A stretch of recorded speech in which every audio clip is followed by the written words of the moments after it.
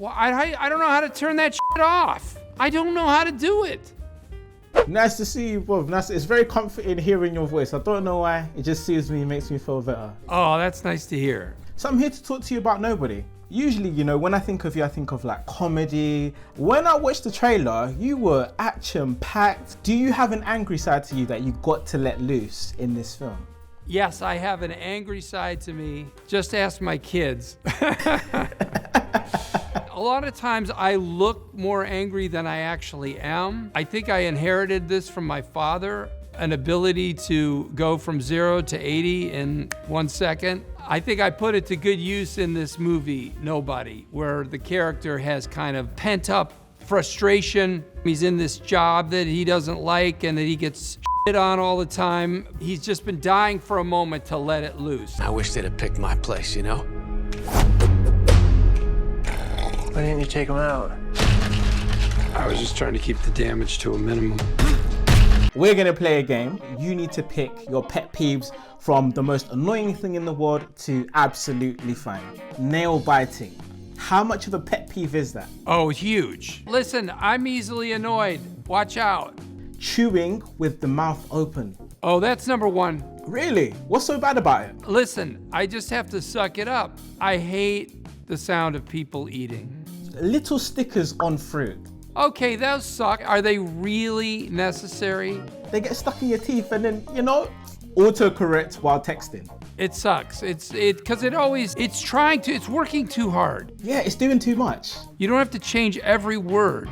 And you don't have to try to figure things out that are obvious. Talking during movies. No, it's hard to shush somebody in a public space. They have to really carry on with their conversation for more than a minute, I would say. For you to step in. It's okay. Most of the time people stop talking.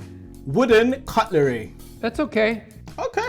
I can live with it. Just be careful. It'll break, but just it's good for the environment, I guess. Loud breathing. How is it I'm hearing someone's loud breathing? I'm not too sure.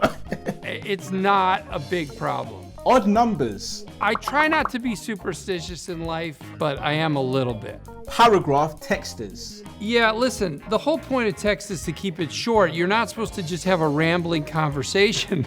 Every once in a while, I'll get that super long text that has, you know, a lot of misspellings in it, and it's just like a ramble. I've actually been guilty of doing that. I thought because, you know, as Jimmy McGill, like, there's a lot of monologues, isn't there? I'm used to dealing in monologues in a lot of the work that I've done. If you send a really long text, it's like you have your half of a conversation. Yeah. Then they send back their half. And then it's like you had a 5-minute conversation, but each of you spoke once. Loud notifications. Well, I don't know how to turn that shit off. I don't know how to do it. I have to ask my son to show me how to stop this dinging and binging that goes on at 2 a.m. There's a long dormant piece of me that so very badly wants out. What are you still doing here, old man?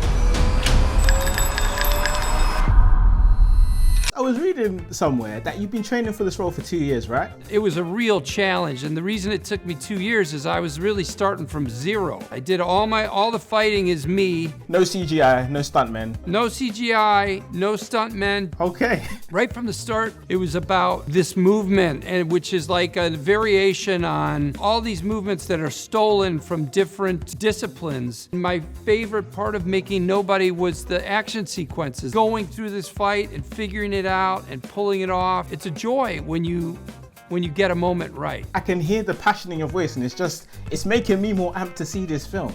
Thank you so much for your time. It's been a pleasure to speak to you. And all the best.